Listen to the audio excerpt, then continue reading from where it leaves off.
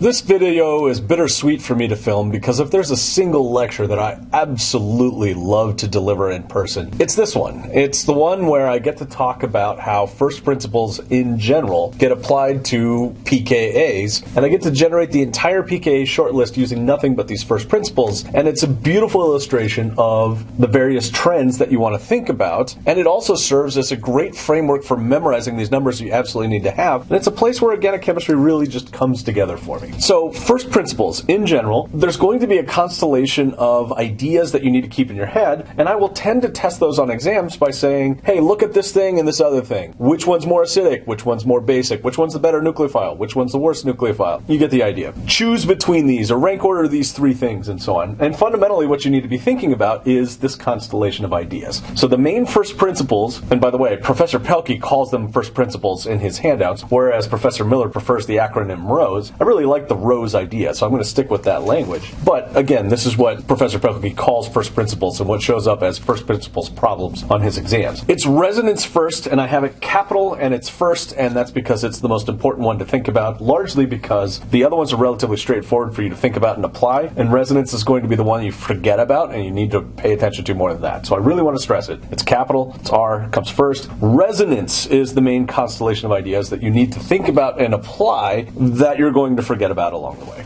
So the ones you're tending not to forget about are orbitals, which is to say which orbitals are involved in the key reaction. Sterics, which is a word that you haven't heard yet, but you will soon, and it basically, in many contexts, amounts to size. How big is this thing that you're talking about? And what are the differences in size between molecules? And then you have electronics, which is to say, usually electronegativity and that constellation of ideas as well. Or another way of thinking about it, resonance is often about the pi system, and electronics tends to be more about things that are nearby or in the sigma system and so on. So anyhow, this is the constellation of ideas that you need to think about. But all of this I'm going to illustrate in the context of pKa shortlist. So everything I'm about to talk about is simply about giving you a framework in which to memorize these numbers, but ultimately the thing that you need to do is memorize these numbers. And so keep in mind, in each case, what I'm doing is I'm fundamentally drawing out this reaction where you have HA reacting with water to form A- and H3O+. And the question is, how far does this reaction go? And so keep in mind, negative numbers mean this reaction goes very far, and large positive numbers means this reaction doesn't happen.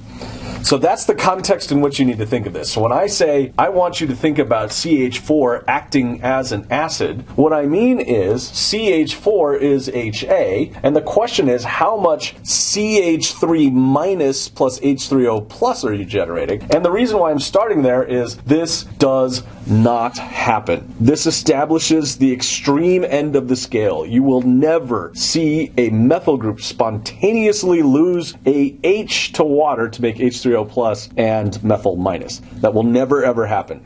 10 to the minus 50. In other words, never going to happen. Not going to happen. In that context, what are the odds that NH3, as the HA, going to NH2 minus, gives up a proton to water? And the answer is, it's not really going to happen either. But it's way more likely to happen than the methyl giving up that proton. And what's different there is 15 units, but keep in mind, that's 10 to the 15th. This is vastly more likely to happen. Still not going to happen, but vastly more likely to happen. Okay, trick question. A water reacting with itself to go to this, does that happen? Yes, absolutely all the time. So you might expect this to be a smaller number than it is, but water spontaneously giving up a proton to become O minus is not something that happens all that much. So your pKa for water itself is 16. And now water itself is an odd one to have, but it shows up in a number of different places. Like your alcohols are all kind of like water. And again, that's why we're going to generate this list, because fundamentally what it does is establish some context in which you could slot in new things. So an alcohol is a lot like a water, and therefore pKa is about 16. I'm going to be a little bit more precise here. The pKa for water itself, the autoionization, is actually 15.7 formally. But again, you'll see why I memorized that as 16. What I'm illustrating right now, by the way, is the electronics of the atom in question. What are the chances that the carbon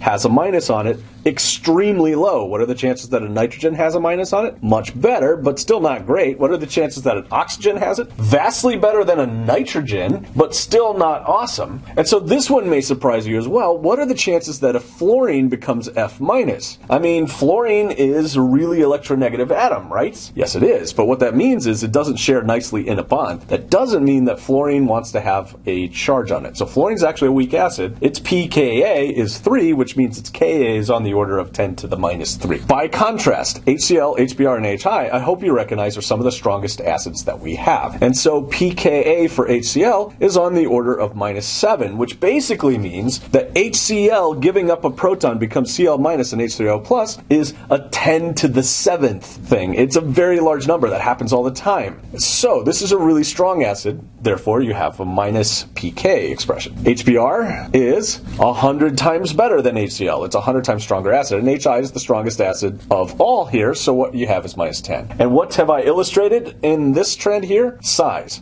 So going across, I was illustrating electronegativity. Now what I'm doing is illustrating size. And notice that fluorine is much more electronegative than iodine is, and yet size is the thing that matters more of these two trends, because iodine, even though it's not particularly electronegative, is much, much larger, which makes it much easier to give up that proton. So this is much stronger acid than this is, which is much stronger than that, which is, again, 10 to the 10th stronger than HF. HF is not a particularly strong acid. Okay, so now we've covered electronics going across, and we've covered size going down, but I do need to add in at least one more thing here, and that is, just to illustrate how this works in general, sulfur, clearly bigger than oxygen. So, because it's bigger, even though it's less electronegative than oxygen, the size matters more, and the pKa for sulfur is on the order of 10. So it's 1,000,000 times more acidic than water. And this is 10 to the 10th. So you start to see how these work together. Okay, so now we have orbitals, and what I've drawn for you is a sp3 hybridized orbital up here. Again, what we're talking about is methane giving up an H to become CH3 minus, then that minus would be in an sp3 orbital. For ethene to give up an H would put that in an sp2 hybridized orbital, and for ethyne to give up an H would put that minus in an sp hybridized orbital. Okay, so what are the actual numbers you need to remember here? Well, methane is of course 50, and I'm just going to redraw that up here to establish the scale again. Ethene, of course, is going to be more acidic because you have a better orbital to put this in, but not very much so. And then sp hybridized is going to be vastly better, and notice that this is 20 orders of magnitude and this is 25 orders of magnitude. So putting it in the right kind of orbital, putting the minus in the right kind of orbital, does enormous differences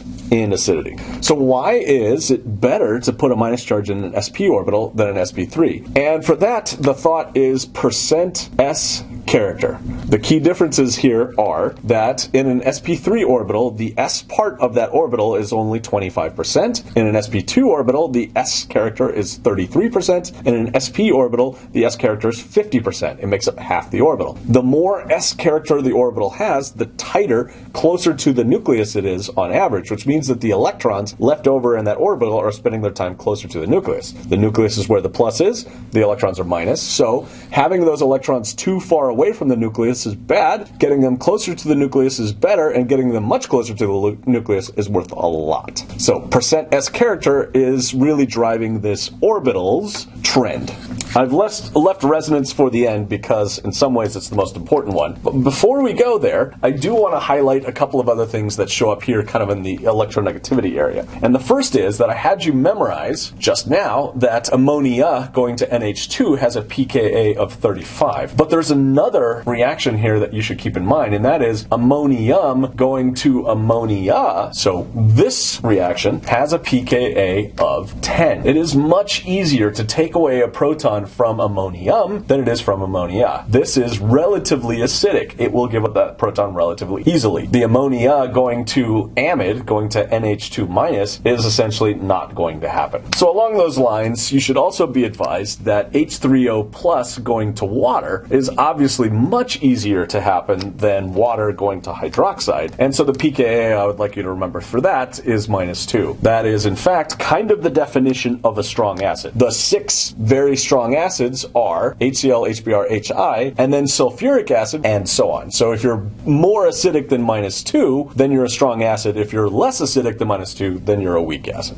Now, I've left resonance for last for two reasons. One is that I need to illustrate it with a bit more involved stuff, so I wanted to handle that last. But the other reason is because it's actually a really important effect sometimes and not so much other times, so there's quite a bit more nuance associated with the resonance. Keep in mind, though, it can be a really massive effect, and I'm going to demonstrate that for you right now. So, okay, what's the pKa for ethanol? Well, to a first approximation, you should think of the pKa for water, and if the pKa for water is 16, then a good guess for what the pKa for ethanol would be 16 as well. But what is the pKa for a carboxylic acid? This is one of the short list numbers I want you to remember, and it is simply 5. Acetic acid is 5, so close enough here. So in other words, the difference between these two molecules is a pKa difference of about 11 units, which is a big, big deal. That is 100 billion more acidic for here, which is allowed to spread the minus charge from this oxygen to across two different oxygens. So you really want to imagine the minus charge that's left over when this reacts. Likewise, if we are thinking about cyclohexanol, your first approximation for what the pKa for that should be is around 16 or thereabouts. And phenol, having the ability to spread that minus charge around, but not onto another oxygen, instead being able to spread it onto other carbons, is not as good as being able to spread it onto oxygen, but it's still pretty good.